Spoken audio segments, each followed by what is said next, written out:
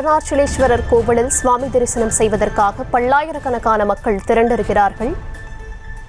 சுவாமி தரிசனம் செய்ய பல்லாயிரக்கணக்கில் திருவண்ணாமலையில் பக்தர்கள் குவிந்திருக்கிறார்கள். அந்த காட்சிகளையும் பார்த்து வருகிறோம்.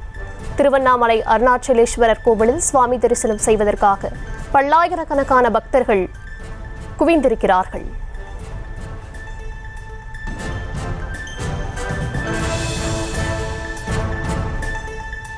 இது குறித்தான கூடுதல் விவரங்களுடன் இணைகிறார் செய்தியாளர் சசிகுமார்.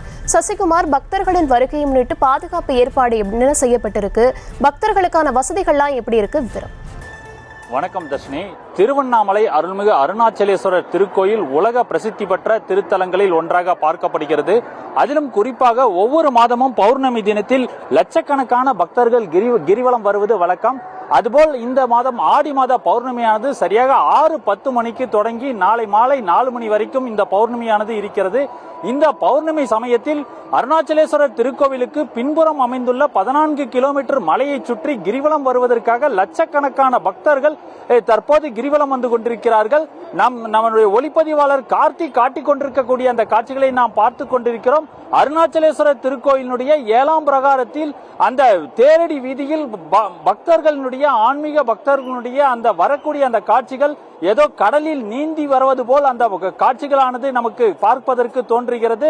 அருணாச்சலேஸ்வரர் திருக்கோயிலுக்கு ஒவ்வொரு மாதமும் பௌர்ணமிக்கு லட்சக்கணக்கான பக்தர்கள் வருகின்றனர்.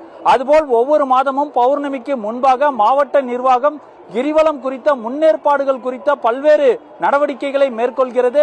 மேலும் ஒவ்வொரு மாதத்திலும் ஒவ்வொரு முன்னெச்சரிக்கை நடவடிக்கைகளை மேற்கொண்டு கிரிவலம் வரும் பக்தர்களுக்கு தேவையான அடிப்படை வசதிகளை மேற்கொண்டு வருகிறது. அதேபோல் இந்த பௌர்ணமிக்கும் போலீசார் அதிக அளவில் குவிக்கப்பட்டு அந்த கோவிலுக்கு செல்லக்கூடிய பக்தர்களை முறைப்படுத்தி வரிசைப்படுத்தி அனுப்பக்கூடிய அந்த காட்சிகளையும் நாம் பார்த்து கொண்டிருக்கிறோம். தற்போது அண்ணாமலையாருக்கு அரோகரா என்ற கோஷங்களை எழுப்பி தற்போது அந்த பக்தர்கள் ஆன்மீக பக்தர்கள் அந்த கிரிவலம் வரக்கூடிய அந்த காட்சிகளை நாம் பார்த்து கொண்டிருக்கிறோம். அந்த தேரடி வீதி மற்றும் திருவுடல் தெரு மற்றும் கிரிவல பாதை 14 கிலோமீட்டர் முழுமையாகவே தற்போது அந்த பக்தர்கள் வந்து கொண்டிருக்கக்கூடிய அந்த காட்சிகளை தான் நாம் பார்த்து கொண்டிருக்கிறோம். தர்ஷினி, கள விவரங்களுக்கு நன்றி சசிகுமார். செய்திகளை உடனுக்குடனும் துல்லியமாகவும் தெரிந்து கொள்ள சப்ஸ்கிரைப் பண்ணுங்க.